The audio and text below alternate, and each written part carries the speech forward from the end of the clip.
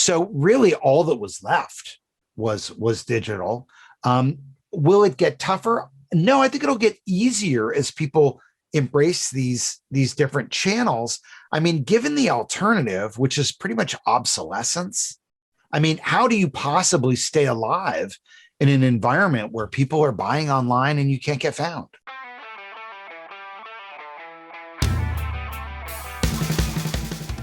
Welcome to the B2B Digital Marketer Podcast, a podcast helping you to end your struggle with digital marketing, helping you to pave a new and better path to target and capture your ideal customer. Each week, we teach you how insiders and experts debunk the dreary and become engines of innovation. Now, here's your host, Jim Rembach.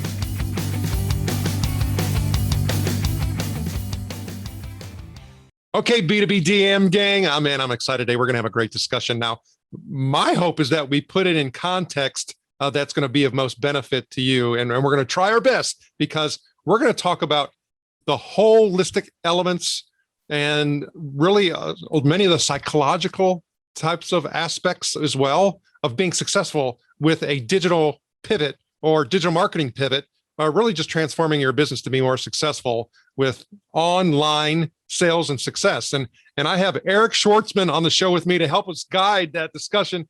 Eric, thanks for joining me on the show. Thanks for having me. Good to be here.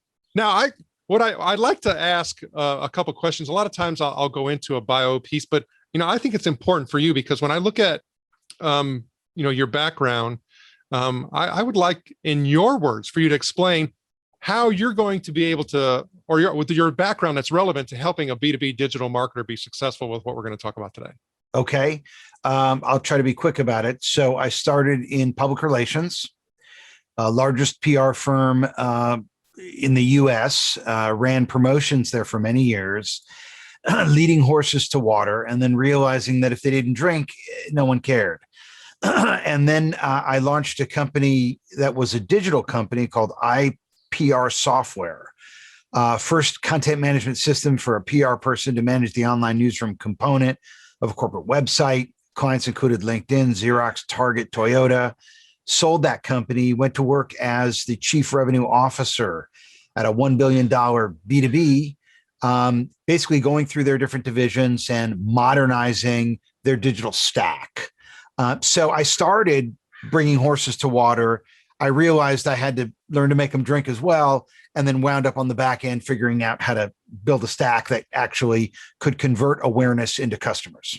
Well, and I think it's thank you for sharing it in the way that you did, because somebody may be listening to this show and they're like, well, I'm not an enterprise. You're talking about dealing with the largest of the large, and you're talking about, that 4-letter word called stack. Yep.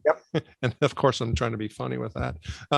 But it's like, this isn't for me. So how can we make sure that whoever is listening is going to get a benefit from understanding this transformation and what's required?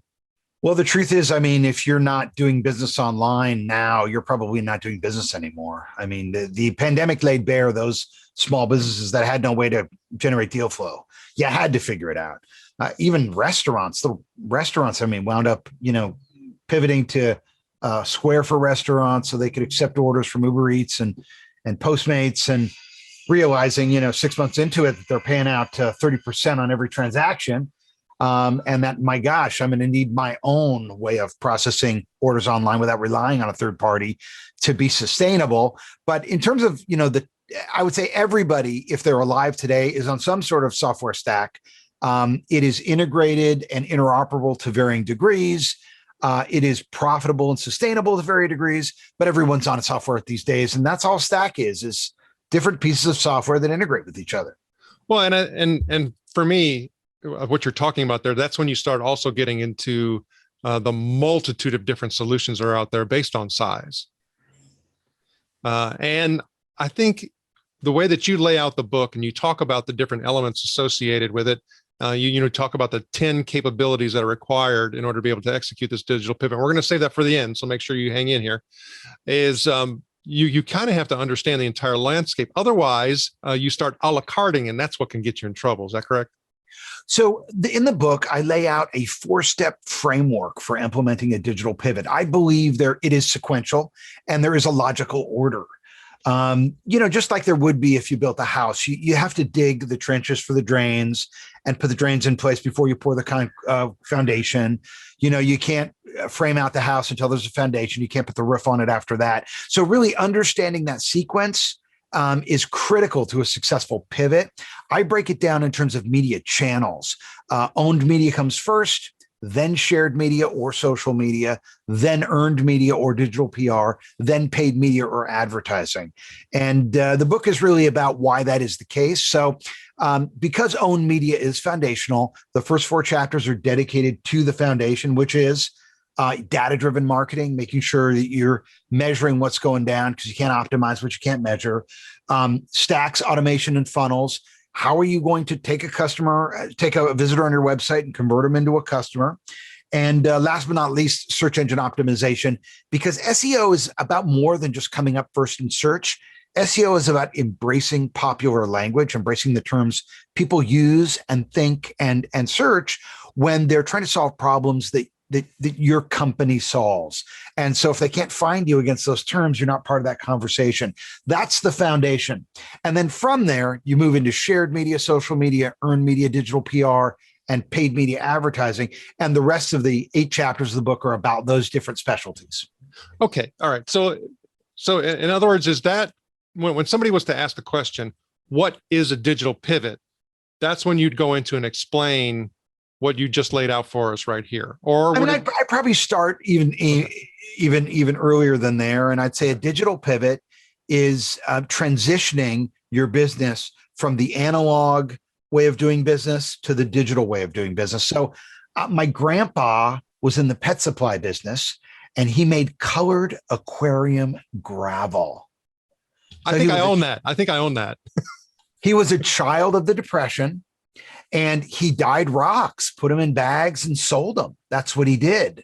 That was his business. And I remember when he would get an order, he would write it on a piece of paper. There was a clothesline and he would put it on there with a clothespin. And then the foreman would get it and he would go prepare the order. Well, that's the analog way of doing business, right? Today, people don't take an order anymore. The order is entered onto somebody's website. And if that spits out an email back to you, rather than going into a stack of some kind, where you can process the order, where you can see whether or not you can meet the demand based on supply, where you can bill it, where you can provide customer service all in one platform, then you're going to be working harder than you need to get the job done. And so a digital pivot is about moving from the old way of doing business to the new way of doing business on an interoperable stack. Well, in the book, I think you also talk about having an analog business with a digital facade, and I think you kind of touched on it there. Yeah. So if you could kind of explain what you meant by that.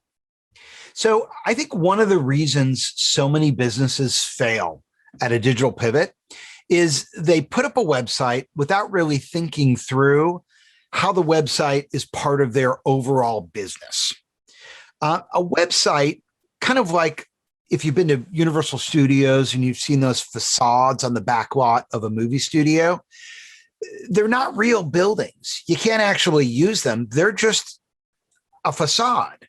And a website really is just a facade too. It's just the presentation layer of your business. If it's going to actually be used to generate revenue, you need forms on there so you can bring in leads. If you're a B2B, you're probably going to be invoicing. You're probably not going to be doing e-commerce, but if you were doing e-commerce, you need a way to do that.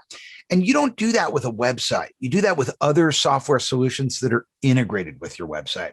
I would say, for a consultancy or a B2B who's doing advisory services, your basic stack would be, a website that is a content management system that allows you to publish content on the site without being reliant on a webmaster.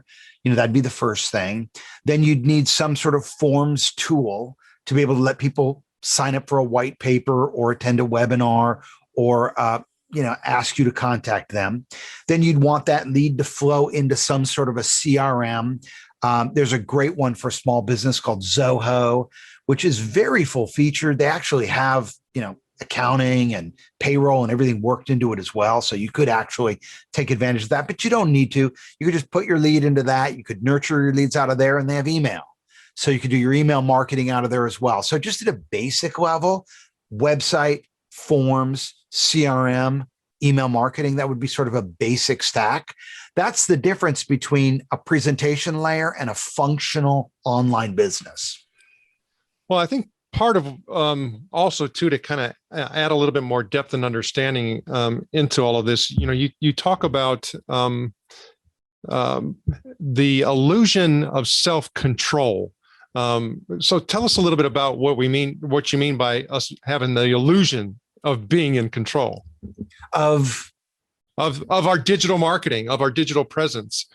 Maybe it goes along with the facade. I mean, we have this illusion thinking that, oh, I'm controlling the dialogue here, I'm controlling the engagement here.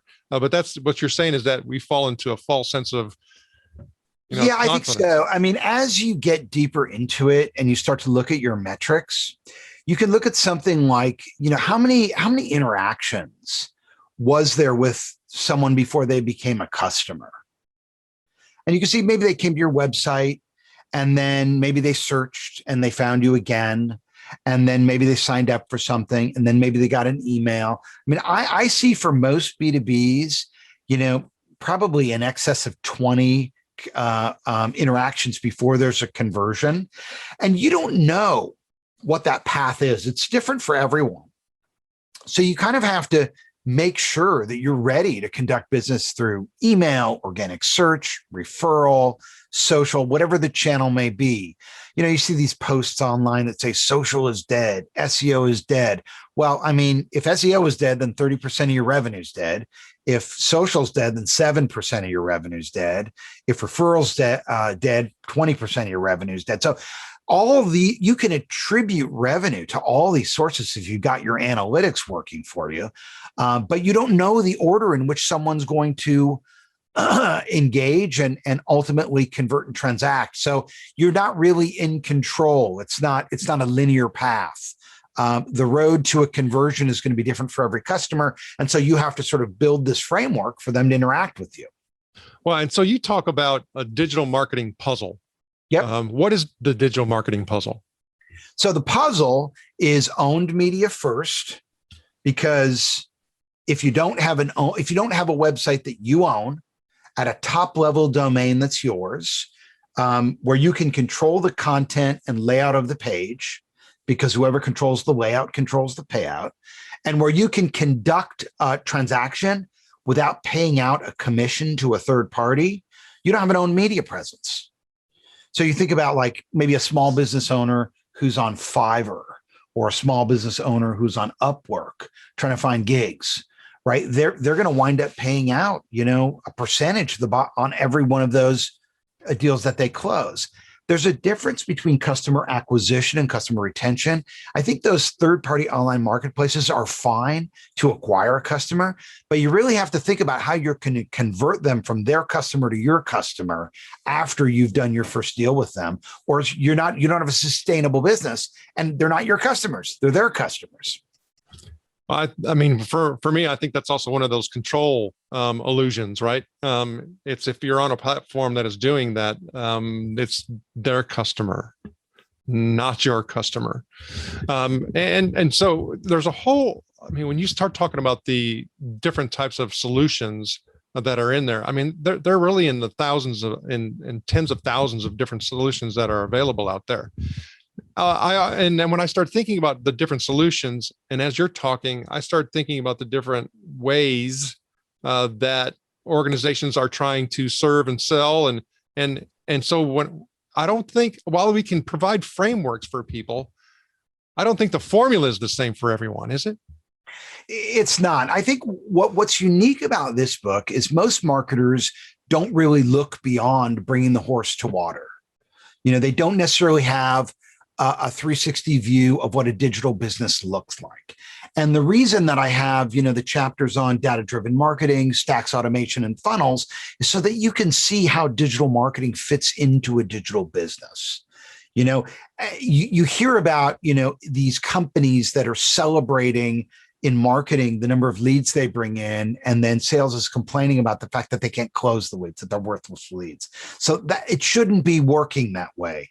Both sides should be aligned. They should both be sharing the same metrics, right? But how can you do that if, as a marketer, you don't understand what a sales pipeline is, what a sales funnel looks like, how that integrates with your accounting system, how that integrates with your email marketing system?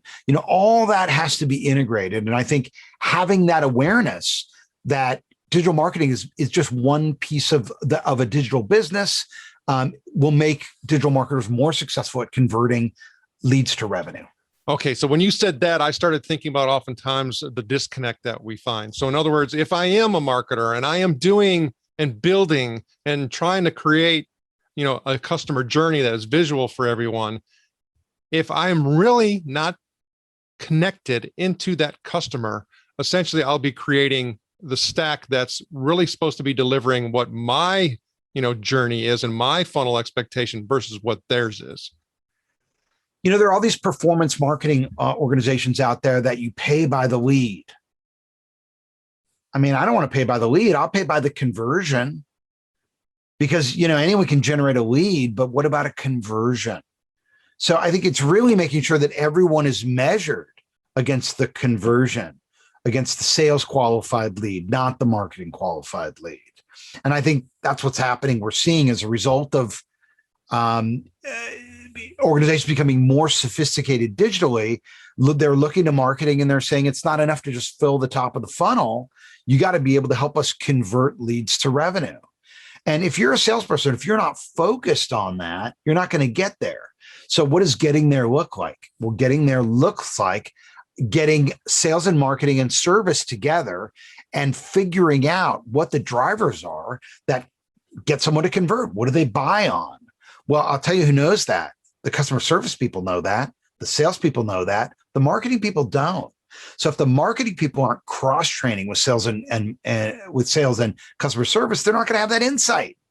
And it's just a popular place. I think a lot of digital marketers fail. So having a 360 view of the stack of automation and just understanding conceptually what an interoperable end-to-end solution is. It's not a buzzword. It actually means something, right? If you don't appreciate that and understand that, you're going to build some solution that doesn't deliver. And, I don't want to, I don't want to, point fingers, but you look at a solution like HubSpot, HubSpot has no ERP on the back end.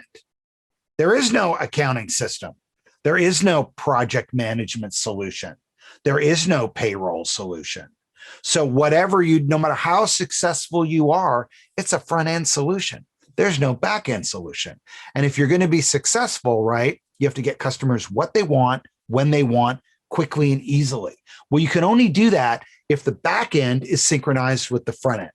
If the front end is spitting out a lead that you then hand over, like my grandpa did with that sheet that he gave over to the foreman, to the accounting person or the service person to take that customer information, rekey it back into two different systems, that speeds you down.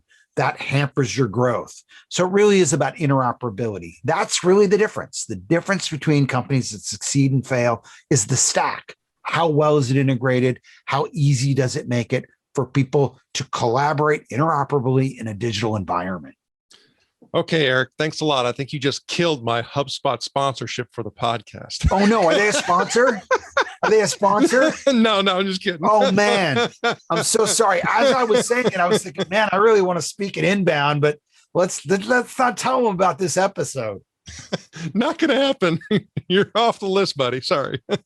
So as you talk about that, and you're referring to the tech stack and you're talking about functionality and all of that, you mentioned something which to me, I had to pause and read it a couple of times. And you talked about optimizing minimum viable functionality. And it's like, yeah. Is that does that make sense? How do you optimize something that's minimally viable? I mean, help me understand that. Well, what I meant by that is you have to figure out which features are the ones that you need to be a minimum viable product. Which are they? Don't put stuff in there that you don't need. For those who are listening who haven't heard about minimum viable product, it comes from a book called Lean. What's the name of the book? Lean Marketing, or no, it's Lean Startups. Lean Startups. I have it up here on the. And I do have the Lean Marketing book, and he was actually a guest on the show. So that is something that is true too. Okay, so it's called Lean Startup, and what it basically says is, when you're building a tech company, engineering resources are really expensive. So don't try to anticipate what all the features are that your customers are going to need. Just get something skinny up on the internet and let people mess around with it, and let them tell you what features they want based on what they use and what they don't. Otherwise, you're going to invest engineering resources in building out features that don't get used. And it happens a lot. Like, I've been involved with a number of startups that build these, systems that think, oh, this is going to be great, people are going to use these, and they don't use the features. And now you buried all this time to market in developing the features, and you've invested a lot of time and money in something people don't use. And I think the same is true on the marketing side. Get your basic configuration up first. I still think the sequence matters. I still think it starts with owned media. That's the foundation. Then shared media, then earned media, then paid media. Let me just take a minute on why that's the case. So I made the case for why owned media is the most important, because whoever controls the layout controls the payout. But the reason shared media comes second is because the second thing someone's going to do after they look at your website and see if you look legit or not is they're going to check your social presence. If you have 2 or 3 followers and, there's crickets there, the question is, well, are these guys real? Are they just kind of a startup that hung a shingle and they haven't done any business yet? You're not going to appear legitimate if you're not a member of a community that appears to be engaged with you and to some extent endorsing your point of view. So I think those are kind of the 2 hurdles that a prospective customer who comes to your website is going to look for before they decide whether or not they want to do business with you. 1, does your website look current? Is it up to date? Is it secure? Does it work? Is there a clear path to purchase? And then 2, if I click on that little YouTube link in your footer, am I just going to see 2 subscribers in one video from 3 years ago? Because if so, then I'm going to wonder, are these guys still in business? Or are they still a real company? So social is second. Third comes earned media. That's when you try to get people to publish a guest post on their site, or try to get reporters or journalists to write about your company. So in the old days, when I started in PR, we would send out a press kit and we'd pitch on the phone. No one does that anymore. You don't send out press kits. People go, you don't even pitch on the phone, you pitch via email. And then, of course, where do they go? They go to your website, see if you look legit. The second thing they do is they check, because they're human, they check out your social and they say, is there anybody talking to these guys? Are they real? And then if you clear those 2 hurdles, that's table stakes for potentially being considered to get a blog post published or an article wrote. So to go after earned media, before you have those 2 things in order, would be like framing out a house without pouring a foundation and digging the drains first. Once you've got those 3 in place, owned, shared, and earned, and once they're humming, you can start to measure things like conversion rate by traffic source. You can have some certainty over how much more business you'll do if you can increase the traffic. But without getting that conversion optimization right first, if you were to start to buy traffic through advertising, you'd basically be bringing people to a website that's not ready for prime time. So that's why I say paid media comes last. Now, there are exceptions to these, obviously, but for most businesses, certainly small and medium-sized businesses, certainly legacy businesses that are looking to pivot, it's owned first, shared second, earned third, paid fourth. That's the framework I lay out in the book. Okay, so I start thinking about timing of going across that journey too, because those things don't. They just don't happen rapidly, right? So I could also think about, when is my tipping point? Those are the questions that I ask. So, at what point, do I consider going to that next, the next stage? So if I'm talking about my owned media, how much owned media do I really need? Right. So what I see with small businesses that are pivoting, one business that I'm working with, I see owned media start to work in 3 to 6 months. That's generally how long it takes. Now you're not done at month 6. You're still going after that. You're going forever. I mean, would you set up a restaurant and just leave it and be done? No, you'd constantly be trying to improve it, getting more tables, trying new chairs, messing with things, changing around the merchandising. The same is true with the website. You're never done. But at least getting to a place where it's starting to net clients. Like I see generally, clients can typically grow revenue 2 to 5 times in 6 to 12 months through owned media. That's typically about what it takes. 3 to 6 months, I think, is a good timeline. If you've got the resources and you're committed, then you move into shared media. I think that's the same. It's about 3 to 6 months. Then you move into earned. It's about 3 to 6 months to get started. And then if you decide you want to, and not all businesses need to, particularly in B2B, you can do advertising. Okay, so here's the thing that I have found most interesting is that the level of complexity of all this you're talking about magnified, you talk about 10x, 5x, 3x, whatever. I mean, this entire framework and landscape has really gotten complex over the past couple of years. So I start wondering about, talking about minimum viable products and are we looking at in another 2 years, it's going to be doubled? Or are you going to see some stabilization here in regards to, the capabilities that are required in order to do our digital pivot? It's basically learning new skills and then reallocating resources that used to be spent on outbound marketing into inbound marketing. Because hunting for customers outbound is tough too. It's actually tougher now because people don't answer their phone if they don't recognize the number. They don't respond to emails unless they want them or expect them. And I mean, with trade shows closed, it's been impossible to generate leads or conferences without the ability to speak or go to conferences. So really all that was left was digital. Will it get tougher? No, I think it'll get easier as people embrace these different channels. I mean, given the alternative, which is pretty much obsolescence, I mean, how do you possibly stay alive in an environment where people are buying online and you can't get found? Yeah. I don't see. I think you're okay. So, I mean, that's the kind of, the fear of missing out factor of all of this that I think that is driving people to make some very detrimental mistakes, because much as you're saying how we need to make this pivot and we need to do it, I also see if we don't do it correctly, we could actually be accelerating our demise. Yeah, I mean, certainly. I mean, if you waste a lot of resources in something that doesn't work, that it could be very, very damaging to your business. Okay, so you talk about these 10 capabilities that are required for the digital pivot. And I will run through those real quick because I have another question for you after we run through them, and I think it's pretty important. So you talk about business requirements gathering, tech stack system integration, marketing ops development, landing page optimization, conversion optimization, social media marketing, earned media outreach, lead scoring, lead nurturing, and sales enablement. Now, is this an all or nothing list?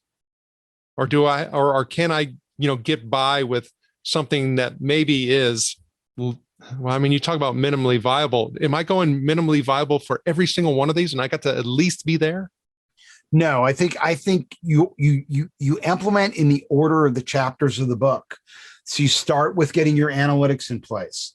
Then you've got to, figure out how to build your stack and get some automation in place and be able to funnel awareness into a transaction. Then you get into search engine optimization. Then you get into social and the laws of virality. Then email marketing. And I think you do all that before you touch content marketing. before you think about blogging or podcasting or digital PR. Those are really the most important. And, I do have inbound lead generation after that. I actually think it comes earlier, but I didn't feel like I would be able to address that topic satisfactorily without having laid the groundwork first for the other pieces. Because how would you perceive the actual mechanics of converting a website visitor into a customer if you didn't understand what a website was and how people got there? And so in that chapter on lead generation, I actually lay through, how it's done. It's done through chat functionality, web chat. It's done through forms. It's done through pop-ups, and it's done through social widgets. And I talk about the different ones. I talk about how they work in combination with each other, how you can chase people away if you're too aggressive with them. Really what a nice balance is to allow someone to consume content and then consider converting if they want more information. So as in parts of the book, I kind of got this sensation and feeling that you're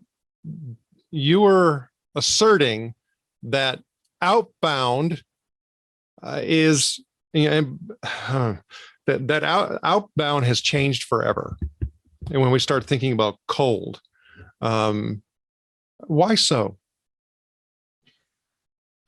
Because the balance of power has shifted from the publisher to the consumer. It's no longer just put it out there on a mass broadcast channel and people will get it. It doesn't work like that anymore. The mass media has been defeated by filters. We filter our media now. And, if we don't want to hear from a brand, we don't hear from it. And there's particularly with younger consumers, they're impervious to mainstream media entirely. They don't watch television. They don't listen to radio.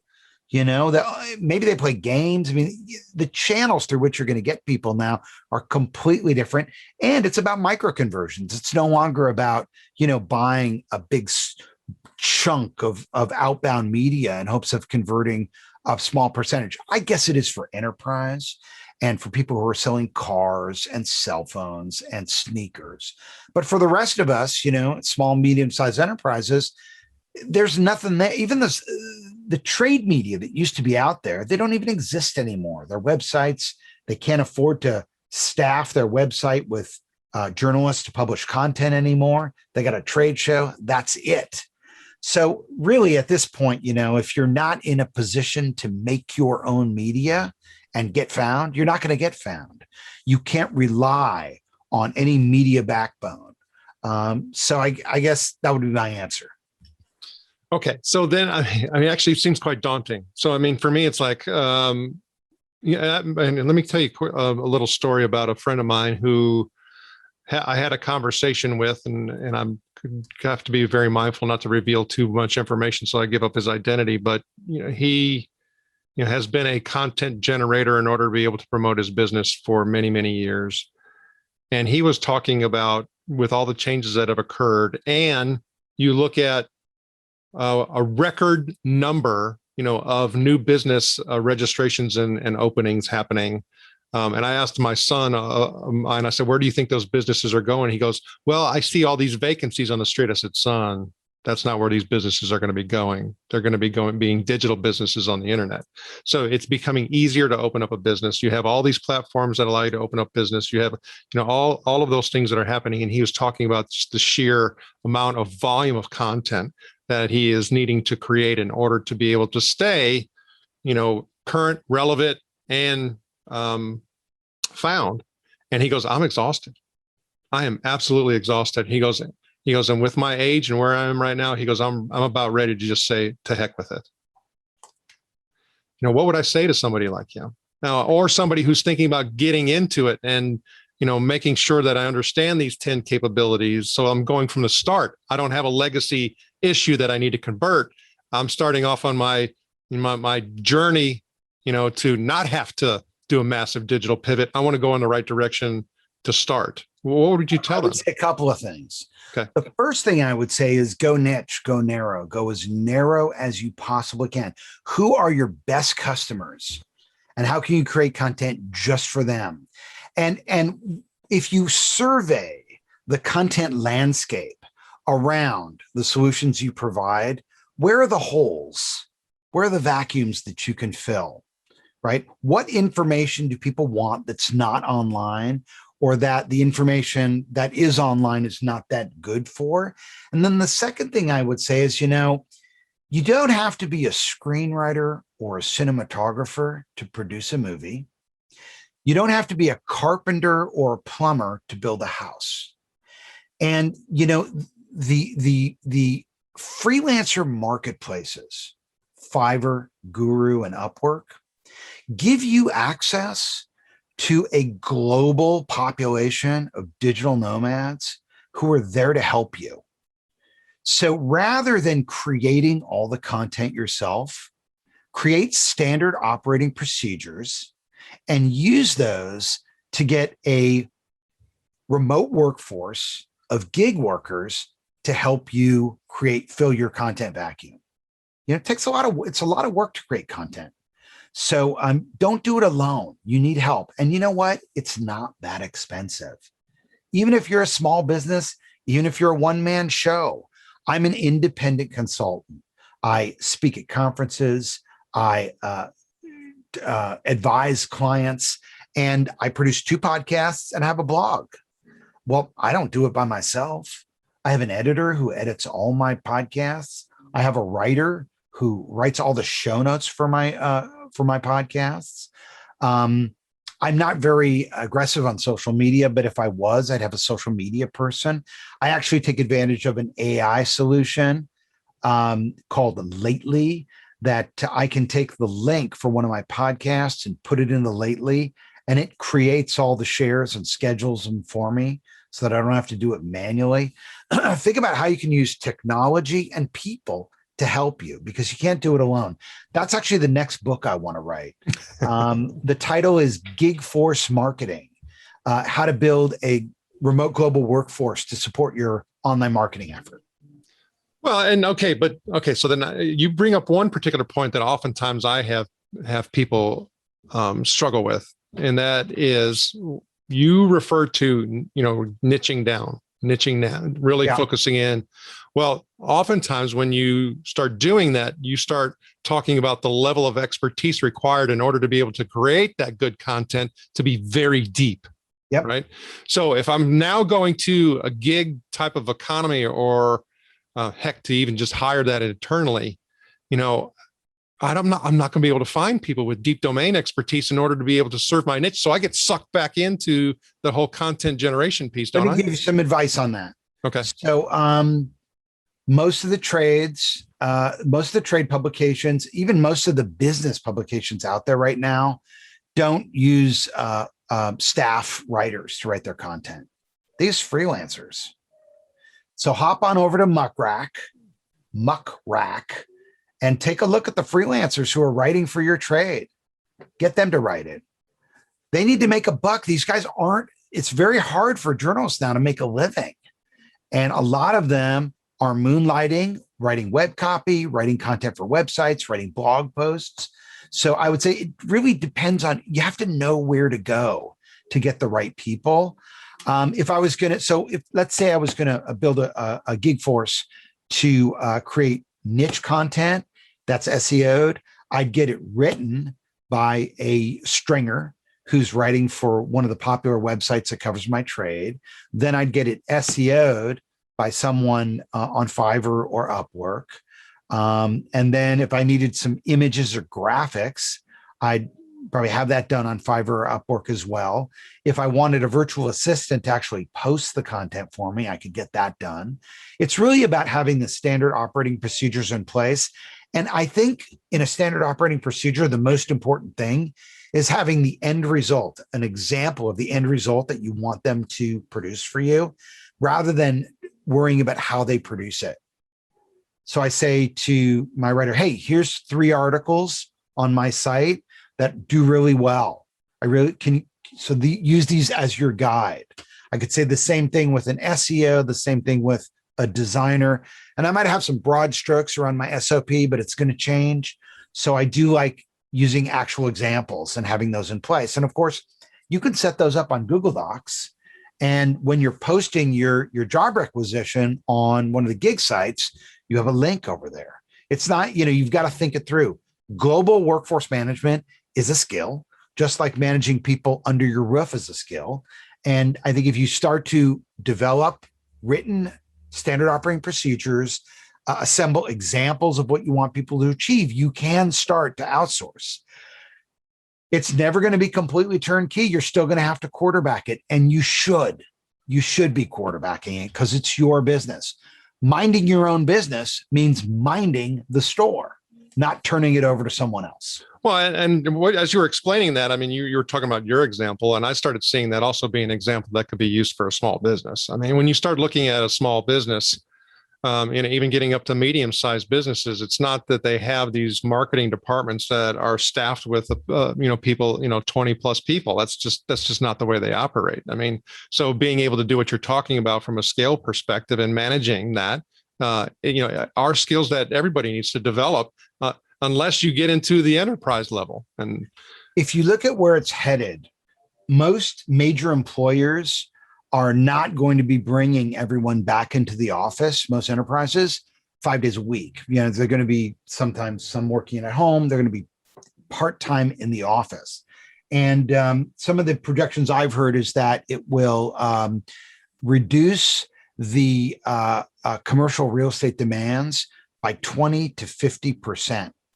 So if you think about how that nets out, right, for small business, what it means is that the specialists who used to be working for enterprise are going to go out on their own, right? They're going to be working for they're going to be making more, working less by working for different organizations. They're going to be accessible to you now as well. I think quarterbacking and being the strategy person and organizing it, that's going to stay in-house, just like it should at a small business. But I think we're going to see more and more people now with doing remote workforce outsourcing because people are comfortable with it now. It used to be, if you work for me, I want you under my roof from 9 to 5. But what we realized, I think, from the pandemic is that if you're really good politically, like if you're a really good yes man, and you know how to sort of position yourself in meetings, you can hide in plain sight. You can be the person who does nothing, but is the boss's favorite. Well, that person wasn't able to do that during the pandemic. And I think the boss realized, wait a minute, I can actually start to look at what people are contributing rather than what they're saying or how they dress or how they smile, right? So I think that idea of taking advantage of a workforce that's not under your roof, now people are comfortable with it. It used to be hard just to get someone to do a Zoom. People didn't want to even do a Zoom. They'd rather have a face-to-face meeting. Now, people would rather do a Zoom meeting especially for an initial meeting, than commit to driving across town or getting on a plane just to get to know you. That's right. So I think it's all changing. And I think your access to highly skilled, specialized talent, if you're a small business, on a freelance basis, is going to be much higher as a result. Well, so there's a lot of opportunity. So I think another important point is I'm glad we're in marketing and not commercial real estate. I don't know, man. So I'm in commercial real estate as well. So wait a minute. You just talked about the need for it dropping as much as 50%. So I'm in industrial commercial real estate. Okay. And let me tell you, in LA, what happened was most of the really cool industrial buildings downtown were converted to commercial creative office space. And that pushed all the manufacturers into South LA, where there are all these old funky warehouses. And now that real estate is so in demand because those are the businesses that are bringing stuff in from China, printing a logo on it, taking a picture of it, putting it on a website, and performing e-commerce. That real estate has just gone through the roof. It's really the retail and office commercial real estate that's been hurt. I would not be surprised to see a lot of this commercial space start to be converted to living space over the next few years. I know that's what I would be doing. That's for darn sure. Okay, so if I'm sitting there, I'm a digital marketer and I am responsible for, producing. Maybe I have to orchestrate a pivot, and I currently have constraints. We all do, budget and resources constraints. Where would I be looking at? Okay, I'm not going to put as much effort and investment in this. I need to move it here. Where should they be moving their investments to? The low-hanging fruit for most of the clients I consult with is search engine optimization. Most people that went into marketing, a lot of people that go into marketing because they don't like numbers. Let me tell you something. I barely made it through Algebra 2. Barely. My brother helped me. Thank God I got through. But even I can read and understand digital analytics. And I don't have to go that deep to be able to see, what's happening. But typically, it's the low-hanging fruit, if you haven't done it already, is going to be search engine optimization. And then the place most people are wasting money and time is social and paid. So I would really what I would look at is my analytics. What's my conversion rate? How could I improve that? How much am I spending on paid? How much time am I investing in social? Go to Google Analytics, go to channels, go to landing pages and see all channels, see where they're coming from. If they're not converting through social, why are you spending 80% of your time on something that's giving you 7% of your revenue? So I would say start there. Start by looking at which channels are converting and how you can allocate your time and resources against, what the biggest conversion opportunities are. And what you explained right there is one reason why we put together our quick digital activity assessment, is so that people can identify, what is giving them the return, what is not, and what they should be doing. And so, thanks for bringing that up, because it was an important reminder for me to make sure we talk about that. Because so I'm looking now at a report for a client I'm working with. Okay, they're doing 33% of their revenue through organic search. They're doing 33% of their revenue through email. And then social and referral is about 15%. So so they're doing 15% of their business through social, 15 through referral, 30% through direct, 30% through email, 30% through search. They should be spending 30% of their time and energy on search, 30% of their time and energy on email, 15% on social, 50% on referral. Eric Schwartzman, man, great conversation. How does the deep B2B DM gang get in touch with you? My website is ericschwartzman.com. My email is eric@ericschwartzman.com. And if you would like to talk, I would love to hear from you. Eric Schwartzman, thank you for sharing your knowledge and wisdom, and we wish you the very best.